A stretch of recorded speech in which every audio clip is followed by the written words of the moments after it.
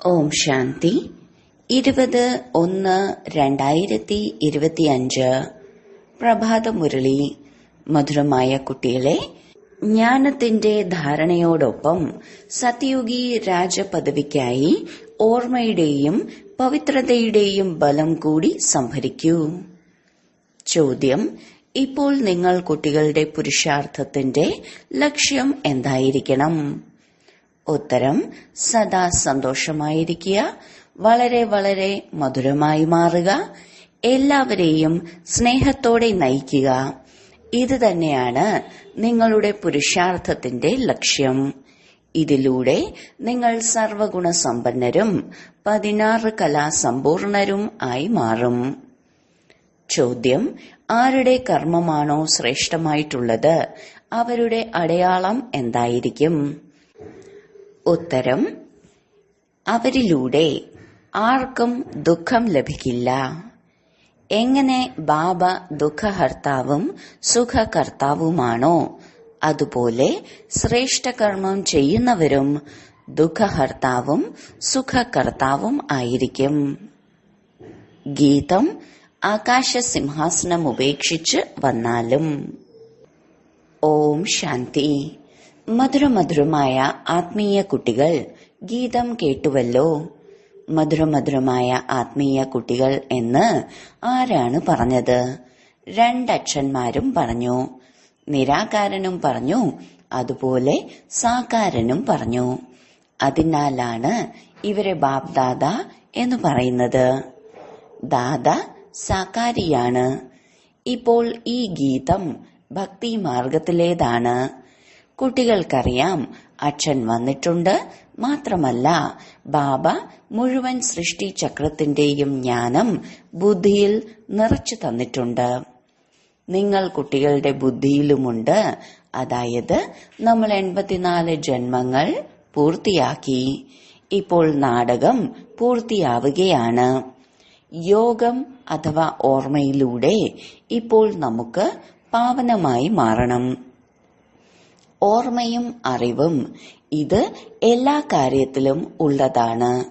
വക്കീലിനെ തീർച്ചയായും ഓർമ്മിക്കും, പിന്നീട് അവരിൽ നിന്ന് അറിവ് നേടും. ഇതിനെയും ഓർമ്മയുടെയും ജ്ഞാനത്തിന്റെയും ബലം എന്നാണ് പറയുക. ഇവിടെ ഇത് പുതിയ കാര്യമാണ്. ആ യോഗത്തിലൂടെയും ജ്ഞാനത്തിലൂടെയും പരിധിയുള്ള ബലമാണ് ലഭിക്കുന്നത്. ഇവിടെ ഈ യോഗത്തിലൂടെയും ജ്ഞാനത്തിലൂടെയും പരിധിയില്ലാത്ത ബലമാണ് ലഭിക്കുന്നത്. എന്തുകൊണ്ടെന്നാൽ ബാബ സർവശക്തികളുടെയും അധികാരിയാണ്. ബാബ പറയുന്നു, ഞാൻ ജ്ഞാനസാഗരനും കൂടിയാണ്. നിങ്ങൾ കുട്ടികൾ ഇപ്പോൾ സൃഷ്ടിചക്രം മനസ്സിലാക്കി കഴിഞ്ഞു. മൂലവതനം, സൂക്ഷ്മവതനം എല്ലാം ഓർമ്മയുണ്ട്. ബാബയിൽ എന്ത് ജ്ഞാനമാണോ ഉള്ളത് അതും ലഭിച്ചിരിക്കുന്നു. അതിനാൽ ജ്ഞാനത്തെയും ധാരണ ചെയ്യണം. മാത്രമല്ല, രാജധാനിക്കായി ബാബ കുട്ടികൾക്ക് യോഗവും പവിത്രതയും പഠിപ്പിച്ചു തരുന്നു. നിങ്ങൾ പവിത്രമായും മാറുന്നു. ബാബയിൽ നിന്ന് രാജധാനിയും നേടുന്നു. ബാബ തന്നെക്കാൾ ഉയർന്ന പദവിയാണ് നൽകുന്നത്. നിങ്ങൾ 84 ജന്മങ്ങൾ എടുത്തെടുത്ത് പദവി നഷ്ടപ്പെടുത്തുന്നു. ഈ ജ്ഞാനം നിങ്ങൾ കുട്ടികൾക്ക് ഇപ്പോഴാണ് ലഭിച്ചത്. ഉയർന്നതിലും ഉയർന്നതായി മാറുന്നതിനുള്ള ജ്ഞാനം ഉയർന്നതിലും ഉയർന്ന അച്ഛനിലൂടെ ലഭിക്കുന്നു. കുട്ടികൾക്കറിയാം, ഇപ്പോൾ നമ്മൾ ബാബ് ദാദയുടെ വീട്ടിൽ ഇരിക്കുകയാണ്. ഈ ദാദ അതായത് ബ്രഹ്മാവ് അമ്മയുമാണ്. ശിവബാബ വേറെയാണ്. ബാക്കി ബ്രഹ്മാവ് മാതാവും കൂടിയാണ്.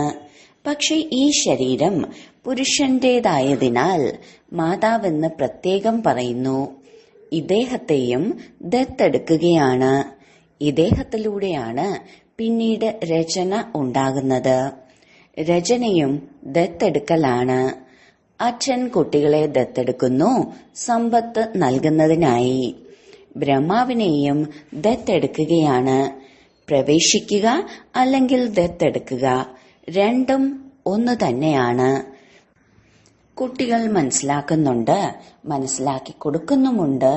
നമ്പർ വൈസ് പുരുഷാർത്ഥമനുസരിച്ച് എല്ലാവർക്കും ഇതാണ് മനസ്സിലാക്കി കൊടുക്കേണ്ടത്. അതായത് നമ്മൾ നമ്മുടെ പരമപിത പരമാത്മാവിന്റെ ശ്രീമതത്തിലൂടെ ഈ ഭാരതത്തെ വീണ്ടും ശ്രേഷ്ഠത്തിലും ശ്രേഷ്ഠമാക്കി മാറ്റുകയാണ്.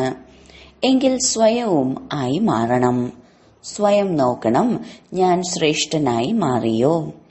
എന്തെങ്കിലും ഭ്രഷ്ടാചാരത്തിന്റെ കാര്യങ്ങൾ ചെയ്ത് ആർക്കും ദുഃഖം നൽകുന്നില്ലല്ലോ. ശിവബാബ ഒരിക്കലും ആർക്കും ദുഃഖം നൽകില്ല. ബാബ പറയുന്നു, ഞാൻ കൽപ്പകൽപ്പം നിങ്ങൾ കുട്ടികളെ ഈ പരിധിയില്ലാത്ത കഥ കേൾപ്പിക്കുന്നുണ്ട്. ഇപ്പോൾ നിങ്ങളുടെ ബുദ്ധിയിലുണ്ട്, നമ്മളിപ്പോൾ നമ്മുടെ വീട്ടിലേക്ക് പോകും, പിന്നീട് പുതിയ ലോകത്തിലേക്ക് വരും. ഇപ്പോഴുള്ള പഠിപ്പിന്റെ ആധാരത്തിൽ നിങ്ങൾ അവസാനം ട്രാൻസ്ഫർ ആകും. തിരികെ വീട്ടിൽ ചെന്നിട്ട് പിന്നീട് നമ്പർ അനുസരിച്ച് പാട്ട് അഭിനയിക്കാനായി വരും. ഇവിടെ രാജധാനി സ്ഥാപിതമാവുകയാണ്.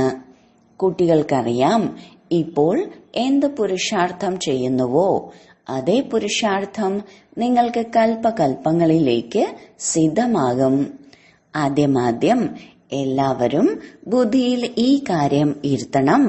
അതായത് രചയിതാവിന്റെയും രചനയുടെ ആദിമധ്യ അന്ത്യത്തിന്റെയും ജ്ഞാനം ബാബയ്ക്കല്ലാതെ മറ്റാർക്കും അറിയുകയില്ല.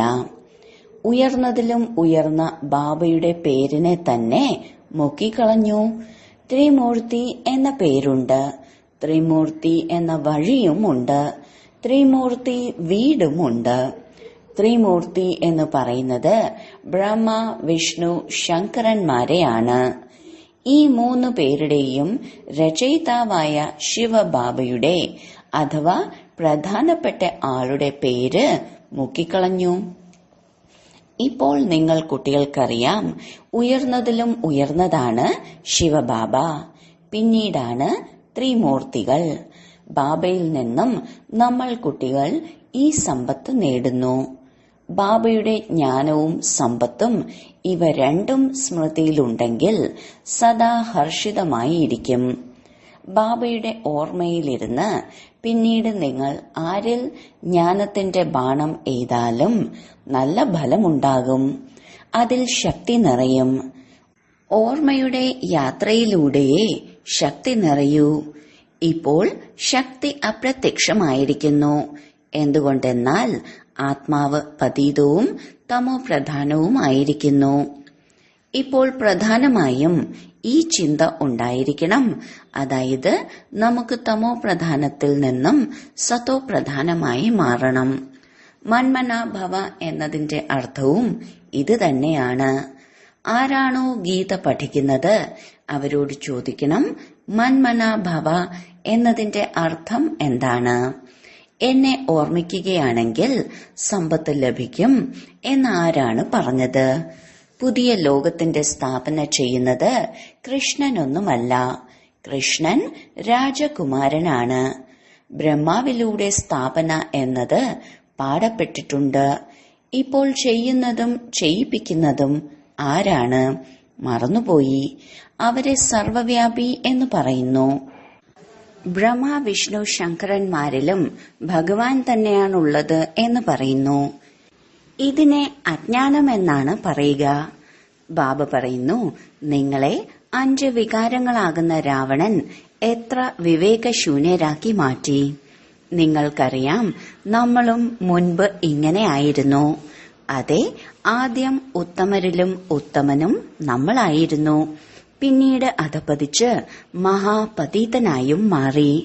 ശാസ്ത്രങ്ങളിൽ കാണിച്ചിട്ടുണ്ട്, ഭഗവാൻ രാമൻ കുരങ്ങന്മാരുടെ സേന ഉപയോഗിച്ചു. ഇതും ശരിയാണ്. നിങ്ങൾക്കറിയാം, നമ്മൾ ആദ്യം കുരങ്ങന്മാരെ പോലെ ആയിരുന്നു. ഇപ്പോൾ അനുഭവമാകുന്നുണ്ട്, ഇതാണ് ഭ്രഷ്ടാചാരി ലോകം. പരസ്പരം ഗ്ലാനി ചെയ്തുകൊണ്ടും മുള്ളുകൊണ്ട് കുത്തി നോവിച്ചുകൊണ്ടും ഇരിക്കുന്നു. ഇത് മുള്ളുകളുടെ കാടാണ്, അത് പൂക്കളുടെ പൂന്തോട്ടമാണ്. കാട് വളരെ വലുതായിരിക്കും. പൂന്തോട്ടം വളരെ ചെറുതായിരിക്കും, പൂന്തോട്ടം വലുതായിരിക്കില്ല. കുട്ടികൾ മനസ്സിലാക്കുന്നുണ്ട്, ഈ സമയത്ത് ഇത് വളരെ വലിയ മുൾക്കാടാണ്. സത്യുഗത്തിൽ പൂക്കളുടെ പൂന്തോട്ടം വളരെ ചെറുതായിരിക്കും. ഈ കാര്യങ്ങൾ നിങ്ങൾ കുട്ടികളും നമ്പർ വൈസ് പുരുഷാർത്ഥമനുസരിച്ചാണ് മനസ്സിലാക്കുന്നത്. ആരിലാണോ ജ്ഞാനവും യോഗവും ഇല്ലാത്തത്, സേവനത്തിൽ താൽപര്യമില്ലാത്തത്, അവർക്ക് ഉള്ളിൽ അത്രത്തോളം സന്തോഷവും ഉണ്ടാകില്ല. ദാനം ചെയ്യുന്നതിലൂടെ മനുഷ്യർക്ക് സന്തോഷം ലഭിക്കുന്നു.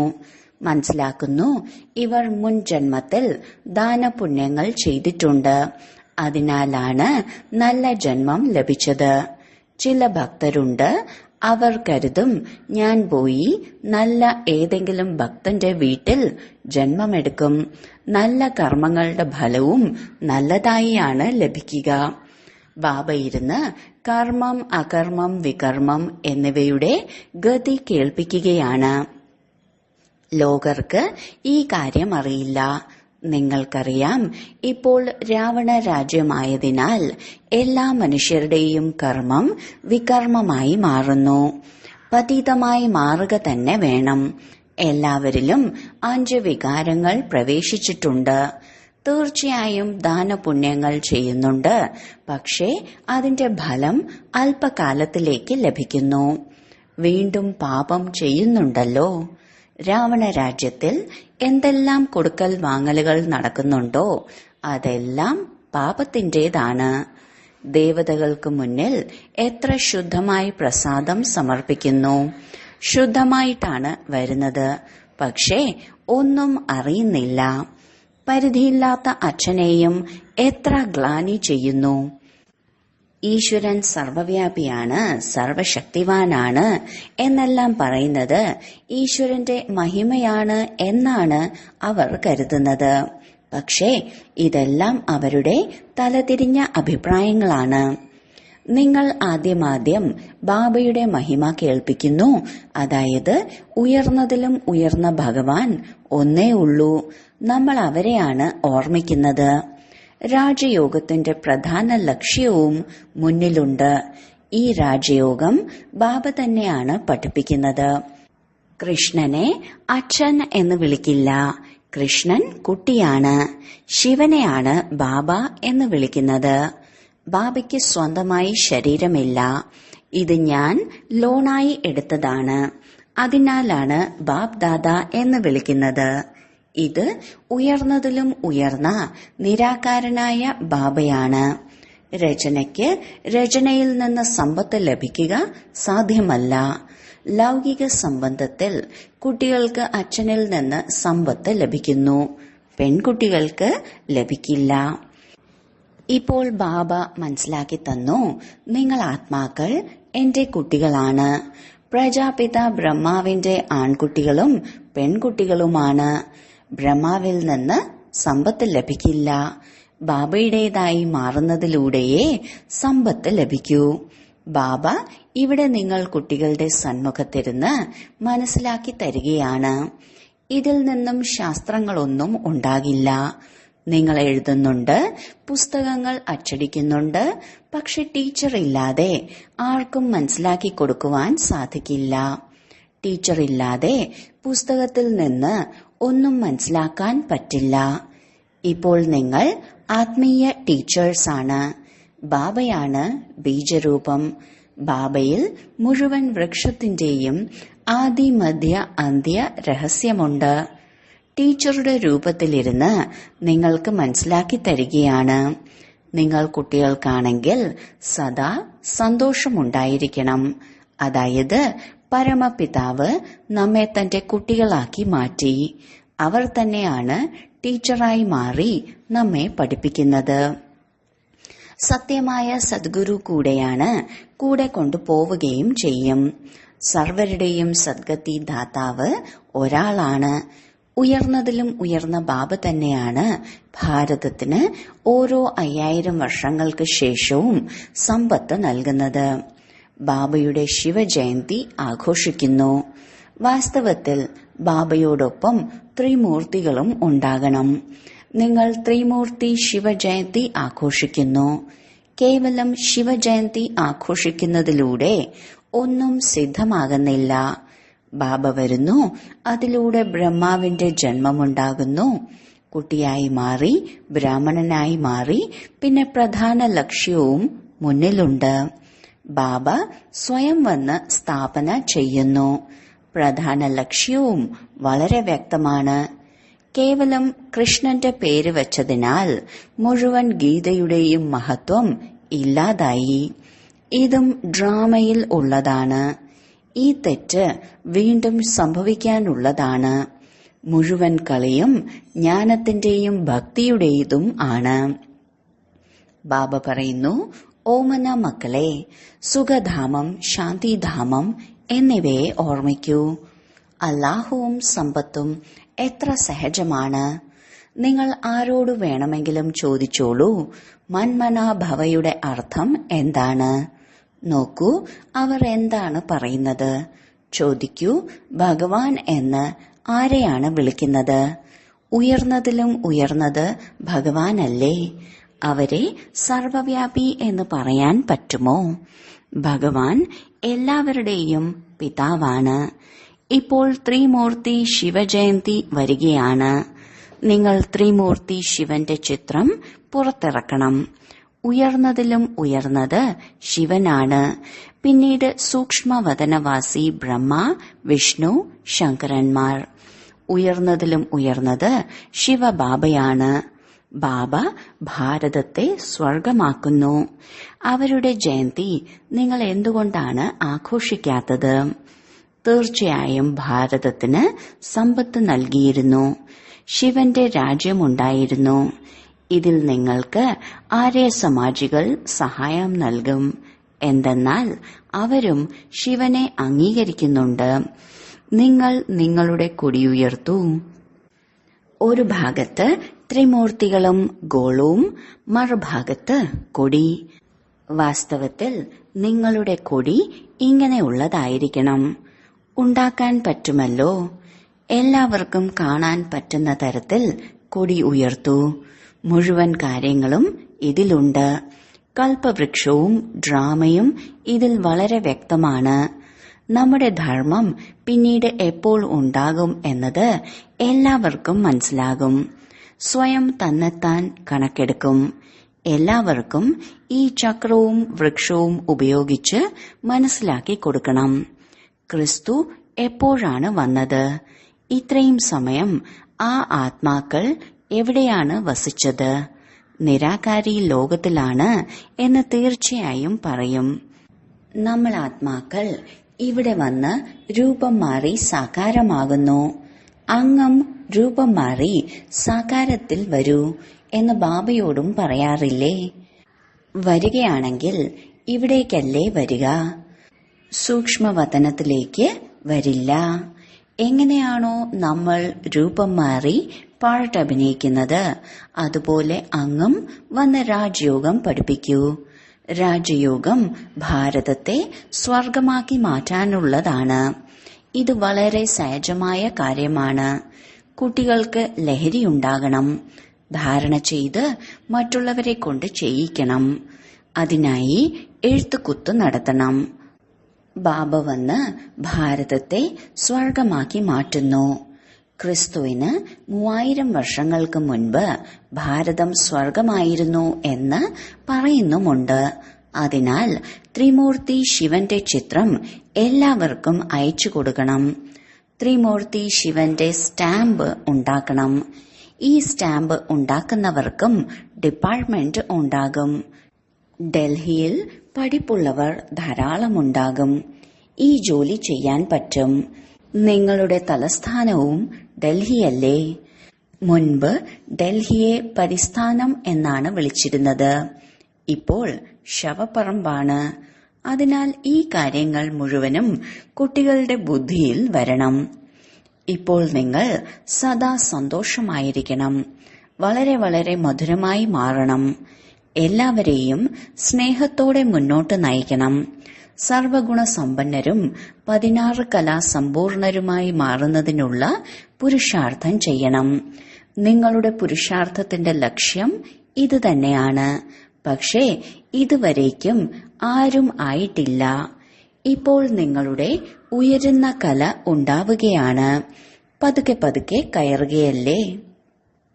അതിനാൽ ബാബ സർവപ്രകാരത്തിലും ശിവജയന്തിയുടെ സേവനം ചെയ്യുന്നതിനുള്ള സൂചനകൾ നൽകിക്കൊണ്ടിരിക്കുകയാണ്. ഇതിലൂടെ മനുഷ്യർ മനസ്സിലാക്കും ഇവരുടെ ജ്ഞാനം വളരെ ശ്രേഷ്ഠമായതാണ് എന്ന്. മനുഷ്യർക്ക് മനസ്സിലാക്കി കൊടുക്കുന്നതിൽ എത്ര പരിശ്രമം വേണ്ടിവരുന്നു.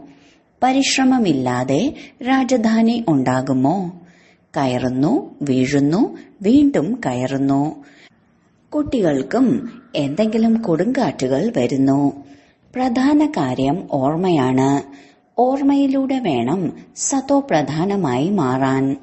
ജ്ഞാനം സഹജമാണ്. കുട്ടികൾക്ക് വളരെ മധുരത്തിലും മധുരമായി മാറണം. പ്രധാന ലക്ഷ്യം മുന്നിലുണ്ട്. ഈ ലക്ഷ്മി നാരായണന്മാർ എത്ര മധുരമാണ്. ഇവരെ കാണുമ്പോൾ എത്ര സന്തോഷം തോന്നുന്നു. നമ്മൾ വിദ്യാർത്ഥികളുടെ ലക്ഷ്യം ഇതാണ്. ഭഗവാനാണ് പഠിപ്പിക്കുന്നത്. ശരി, വളരെ കാലത്തെ വേർപാടിന് ശേഷം തിരിച്ചു കിട്ടിയ മധുരമധുരമായ ആത്മീയ കുട്ടികൾക്ക് മാതാവും പിതാവുമായ ബാബ്ദാദയുടെ സ്നേഹസ്മരണയും പുലർക്കാല വന്ദനവും. ആത്മീയ അച്ഛന്റെ ആത്മീയ കുട്ടികൾക്ക് നമസ്കാരം. ധാരണയ്ക്കുള്ള മുഖ്യസാരം. 1. ബാബയിലൂടെ ലഭിച്ച ജ്ഞാനവും സമ്പത്തും സ്മൃതിയിൽ വെച്ച് സദാ ഹർഷിതമായിരിക്കണം. ജ്ഞാനവും യോഗവും ഉണ്ടെങ്കിൽ സേവനത്തിൽ താൽപര്യം കാണിക്കണം. 2. സുഖധാമത്തെയും ശാന്തിധാമത്തെയും ഓർമ്മിക്കണം. ഈ ദേവതകളെ പോലെ മധുരമായി മാറണം. അപാര സന്തോഷത്തിൽ കഴിയണം. ആത്മീയ ടീച്ചറായി മാറി ജ്ഞാനദാനം ചെയ്യണം. വരദാനം. ദേഹം, സംബന്ധം, വൈഭവങ്ങൾ ഇവയുടെ ബന്ധനത്തിൽ നിന്ന് മുക്തരായി ബാബയ്ക്ക് സമാനം കർമാതീതരായി ഭവിക്കട്ടെ. ആരാണോ നിമിത്തമാത്രം നിർദ്ദേശപ്രകാരം കുടുംബ വ്യവഹാരങ്ങൾ സംരക്ഷിച്ചുകൊണ്ട് ആത്മീയ സ്വരൂപത്തിലിരിക്കുന്നത്, മോഹം കാരണമല്ല, അവർക്ക് അഥവാ ഉടൻ എത്തിച്ചേരണമെന്ന് നിർദ്ദേശം ലഭിച്ചാൽ എത്തിച്ചേരും. സൈറൻ മുഴങ്ങി പിന്നെ ചിന്തിക്കാൻ പോലും സമയമെടുക്കില്ല. അപ്പോൾ പറയാം നഷ്ടമോഹ. അതിനാൽ സദാ സ്വയത്തെ ചെക്ക് ചെയ്യണം. അതായത് ദേഹത്തിന്റെയോ സംബന്ധത്തിന്റെയോ വൈഭവങ്ങളുടെയോ ബന്ധനം അതിന് നേരെ ആകർഷിക്കുന്നില്ലല്ലോ. എന്നാൽ ആര് സ്വതന്ത്രരാണോ അവർ ബാബയ്ക്ക് സമാനം കർമാതീത സ്ഥിതിയുടെ സമീപത്തായിരിക്കും. സ്ലോഗൻ. സ്നേഹവും സഹയോഗവും ഒപ്പം ശക്തിരൂപവുമാകൂ എങ്കിൽ രാജധാനിയിൽ മുന്നിലെ നമ്പർ ലഭിക്കും. തന്റെ ശക്തിശാലി മനസ്സിലൂടെ സകാശ് കൊടുക്കുന്നതിന്റെ സേവനം ചെയ്യൂ. ഇപ്പോൾ എത്രത്തോളം ശരീരവും മനസ്സും ധനവും സമയവും പ്രയോജനപ്പെടുത്തുന്നുവോ അവയിലൂടെ മനസ്സാശക്തിയിലൂടെ സേവനം ചെയ്യുന്നതിലൂടെ വളരെ കുറഞ്ഞ സമയത്തിനുള്ളിൽ കൂടുതൽ സഫലത ലഭിക്കും.